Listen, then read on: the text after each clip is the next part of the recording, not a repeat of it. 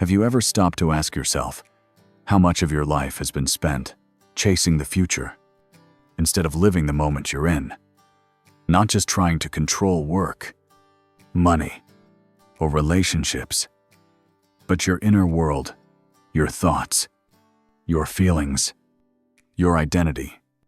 That gnawing need to know what will happen tomorrow, to define exactly who you are, to tie every loose end in a life that was never meant to be fully tied. Society taught you to crave certainty, as if life were a puzzle with a final, satisfying solution. But the truth, the one most people spend their whole lives avoiding, is this: certainty is a fantasy, and your obsession with it is the very thing keeping you from what you long for most: peace. You're not tired of life. You're tired of resisting its uncertainty. Michel de Montaigne, the 16th century philosopher, saw this centuries before modern science caught up. While others built systems and dogmas, he looked inward, and in doing so, he found something radical. You don't need more control. You need a new relationship with the unknown. If your mind is exhausted, it's not because life is hard. It's because you're resisting what's natural.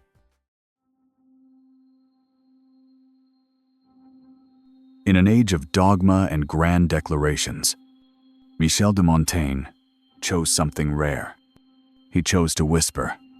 While the world around him shouted for certainty, he withdrew into silence, into reflection, into the most unstable and mysterious object in existence himself. He didn't build systems. He didn't try to explain the world through rigid formulas. Instead, he asked simple, piercing questions.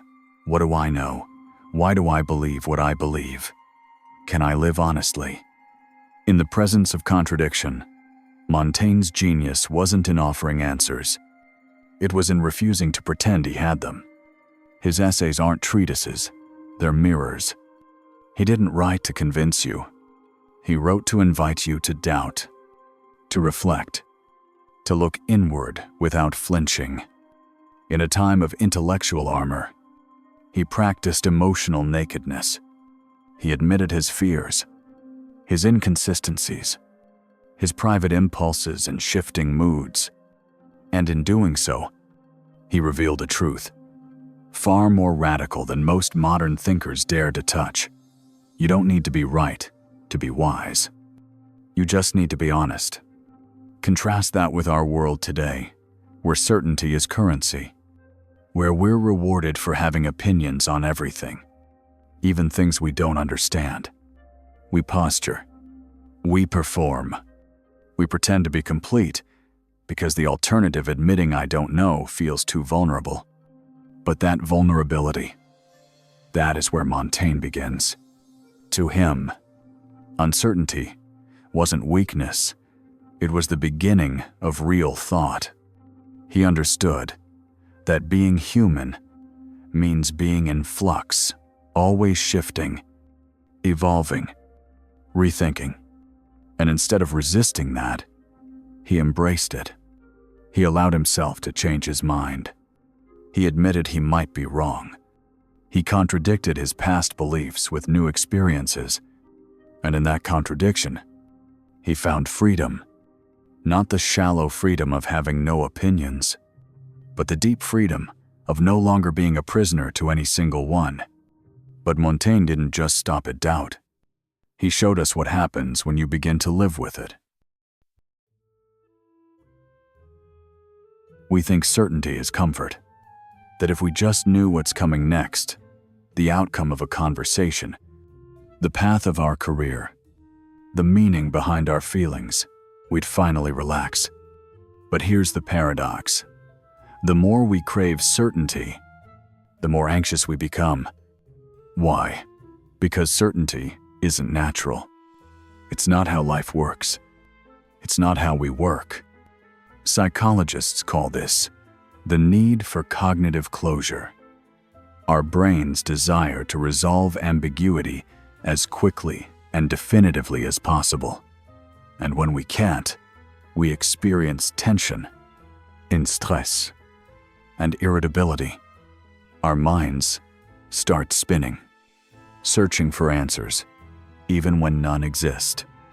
This is what fuels anticipatory anxiety, the fear not of what's happening, but of what might happen. It's that background hum of dread that follows us into every room. And this addiction to knowing doesn't make us feel better. It wears us down.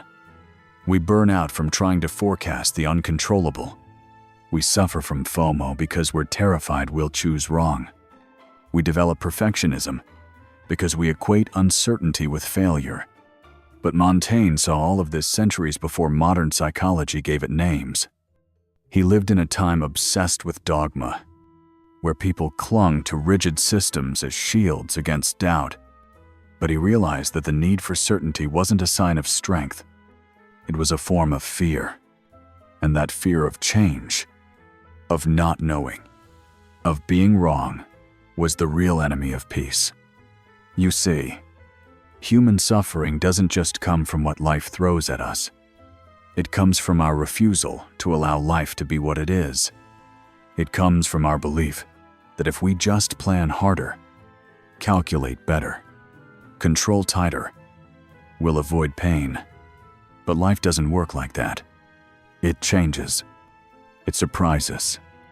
It moves beyond your forecasts. And when you fight that, you don't create security. You create suffering. Montaigne's brilliance was in recognizing this early. He didn't run from his questions. He sat with them. He let the unknown be exactly what it is, unknown. And instead of using energy to conquer it, he used energy to coexist with it. He wrote, "Fear writes fiction faster than truth ever can." So maybe the answer isn't foresight, it's flexibility. Not in prediction, but in permission to not know. You try to control everything, don't you? Your career, your relationships, your thoughts, your feelings, even the way people perceive you. But here's the truth. The more you try to hold the reins of life, the more it slips through your fingers. It's like trying to grasp water. The tighter you squeeze, the faster it escapes. This is the illusion of control, and it's exhausting. You live in a constant state of high alert, planning for every outcome, anticipating every disappointment, running invisible simulations in your mind. And this has a name: chronic tension. It tightens your chest, clenches your jaw, disrupts your sleep, and eventually, it leaves you too tired to live. The Stoics saw this centuries ago. They taught that the path to freedom isn't in controlling events, it's in mastering your response to them. Epictetus said, "Some things are up to us, some things are not." Freedom begins the moment you stop trying to control the things that aren't. Modern psychology confirms this. In acceptance and commitment therapy ACT, they use a simple practice. When the urge to control shows up, pause, observe, name it. You feel the anxiety rise. Pause, breathe. Say to yourself, "I'm having the urge to control something that's out of my control." You're not pushing it away. You're acknowledging it. You're choosing awareness over reactivity. Because the truth is, you don't need to control the moment to find peace in it. You just need to stop fighting it. That's what Montaigne understood. He knew that the world won't always cooperate, that people won't always behave, that emotions won't always obey logic. So instead of resisting, he practiced letting go, not as surrender, but as strength. Because control doesn't give you security. It gives you fragile certainty, a version of peace that collapses the moment life doesn't go to plan. Real peace comes when you stop needing life to be predictable. You can't control the wave, but you can learn to surf it. And that's what Montaigne practiced. Montaigne didn't write to prove anything. He wrote to see himself more clearly. His essays weren't arguments. They were mirrors. Each one, a window into his evolving inner world. Not polished, not edited for perfection, but honest, sometimes embarrassingly so. It questioned his habits, his reactions, his desire. He examined not just what he thought, but why he thought it. This wasn't performance. It was practice, the discipline of daily self-observation. And that practice is more needed today than ever. In a world that celebrates output over introspection, speed over stillness, and certainty over self-inquiry, Montaigne reminds us, the only place we can truly meet ourselves is within. But here's where most people go wrong. They confuse rumination with reflection. Rumination is circular. It loops. It punishes. It says, "What's wrong with me? Why can't I fix this? Why am I still like this?" Reflection is different. It slows down. It observes without judgment. It says, "That part of me is hurting. That fear wants to be heard. That reaction is trying to protect me." This is where Internal Family Systems IFS offers something powerful. It teaches that we are not one mind, but a system of parts, each carrying a history, a belief, a burden. Some parts criticize, some numb, some try to control, others just want to be held.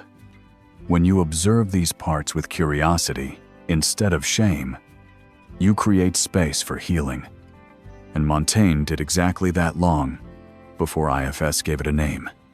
He looked inward, not as a judge, but as a listener. He didn't force himself into coherence. He allowed contradictions. He wrote one thing one day and changed his mind the next. Not because he was weak, but because he was alive. And this is the practice we can adopt every day. Take 10 minutes. Sit with yourself. Journal not to fix, but to meet what's real. Ask, what part of me is loud today, and what does it need from me? What story am I believing right now? What truth am I avoiding? Let the page become what it was for Montaigne, a mirror, not a mask. And once you begin to look within without fear, the next truth becomes clear. Change isn't the enemy. Resisting it is. Most people live as if life is a straight line, as if one day, by learning enough, achieving enough, being enough, everything will finally make sense. And then, at last, they can relax. But life doesn't move in straight lines. It moves in cycles, in seasons, in spirals. Our thoughts change. Our desires evolve. Our beliefs unravel. Then, reform. And Montaigne understood this. He didn't fight it. He flowed with it. He didn't just contradict himself. He let contradiction be proof that he was still evolving. To say one thing on Monday, and something entirely different on Friday. Not out of hypocrisy, but out of honesty. Because his experience had changed, so his thinking had to as well. For Montaigne, the ability to shift your mind wasn't weakness. It was wisdom. He once wrote, "Constancy is the virtue of mechanical minds." In other words, being consistent is easy when you're not fully alive. The living mind transforms. And when we resist that transformation, we begin to suffer. Here's where Buddhist philosophy meets Montaigne's thought. In Buddhism, suffering isn't caused by pain itself, but by attachment to what no longer is. We cling to versions of ourselves, to old identities, to outdated truths, as if losing them means losing control. But in reality, attachment is the very thing that tightens the knot of suffering. Montaigne didn't attach. He accepted. He embraced his impermanence as part of his humanity. He saw that trying to maintain a fixed identity was like trying to hold smoke in your hands. So he let it move. He let it breathe. He let himself become. And this is the invitation for you. Let go of the fallacy of linear emotional development. You are not a progress bar. You are not a syllabus. You are not a checklist of healed traits. You are a living, shifting, learning being. And your contradictions aren't flaws to hide. They're proof that you are still growing. That's what makes you human. So ask yourself, what are you still clinging to? What version of yourself are you afraid to outgrow? What belief have you kept? Just because it feels safe? Let those questions breathe. Because growth doesn't always look like climbing. Sometimes it looks like shedding, like falling, like starting again. But seeing change as normal isn't enough. You still need something deeper, a mindset for instability.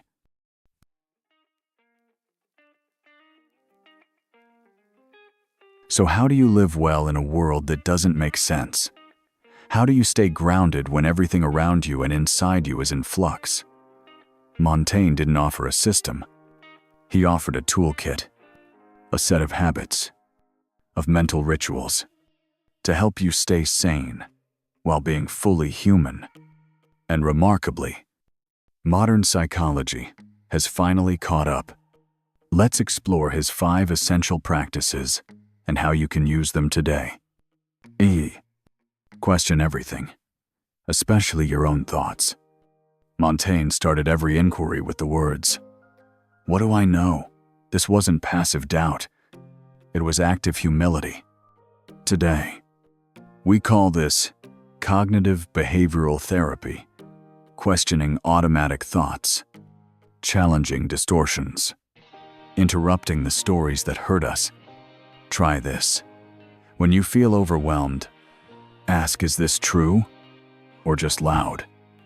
Then write down the evidence. You'll be surprised how often your mind mistakes fear for fact. Write to see yourself clearly. Montaigne didn't journal to impress. He wrote to understand, to make sense of the whirlwind inside. Today, we know that expressive writing improves mood, strengthens memory, and rewires how you interpret experience. Start with this, a simple 5-minute brain dump every morning.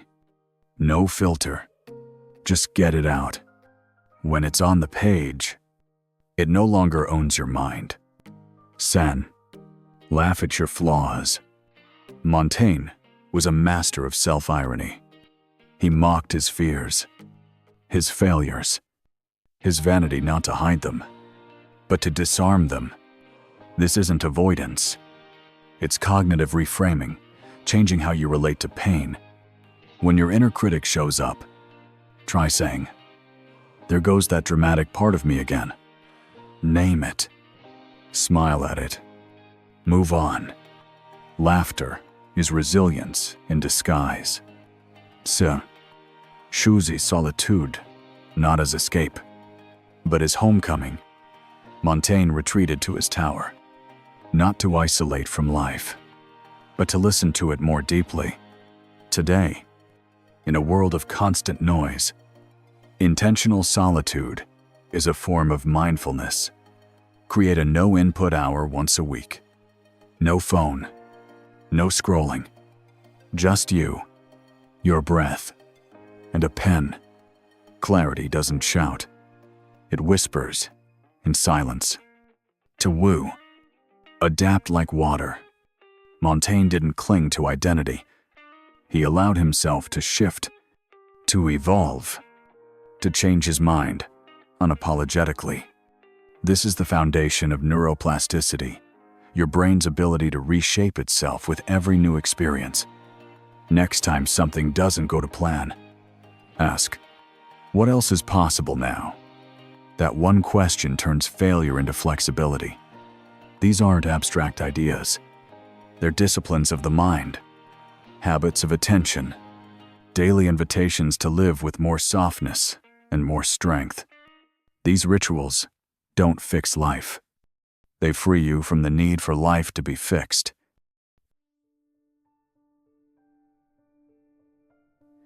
So much of what we call freedom today is just another performance.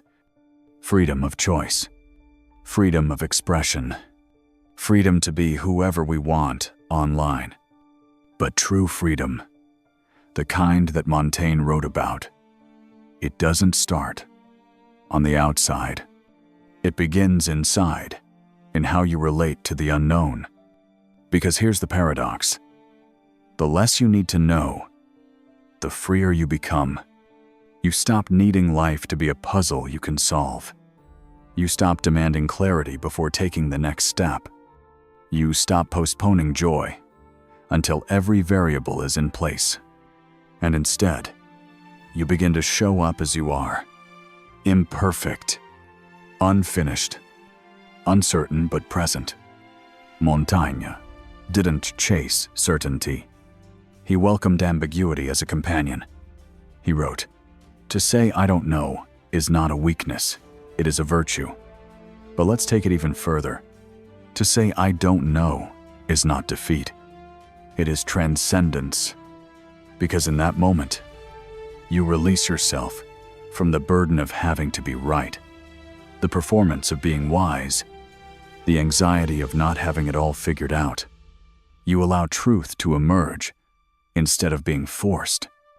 And here's the wild part. When you no longer need answers, they begin to find you on their own. Why? Because your mind is finally still enough to hear what life has been whispering all along. This is where presence begins. Not in perfect routines, not in rigid systems, but in your ability to say, I'm here now. That's enough. In a world obsessed with being certain, Montaigne was revolutionary for choosing to be honest instead. He didn't fake clarity. He didn't mask confusion with confidence. He let the questions breathe. And in doing so, he built a life that wasn't polished, but was deeply human. So what does that mean for you? It means that peace isn't found in having all the answers. It's found in the courage to stop demanding them. It's found in the quiet decision to belong to yourself, even when nothing makes sense. And once you stop needing answers, peace begins to speak.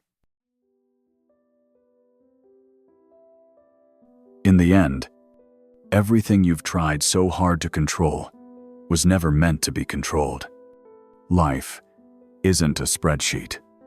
It's not a checklist of achievements.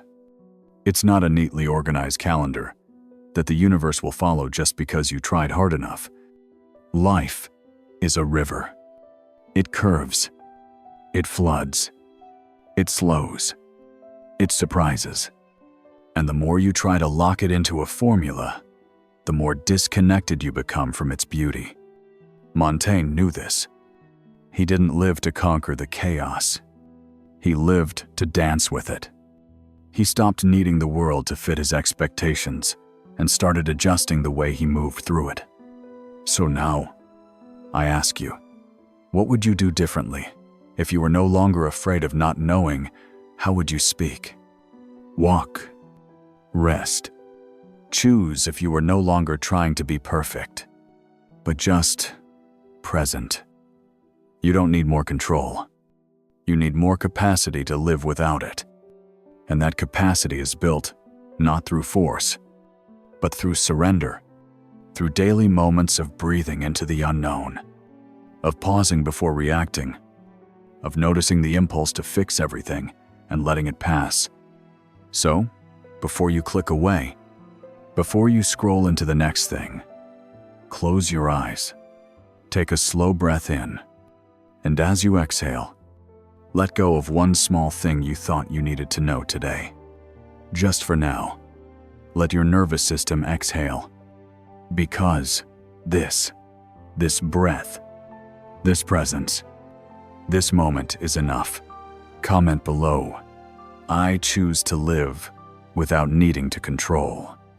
Say it, write it, let it land in your body.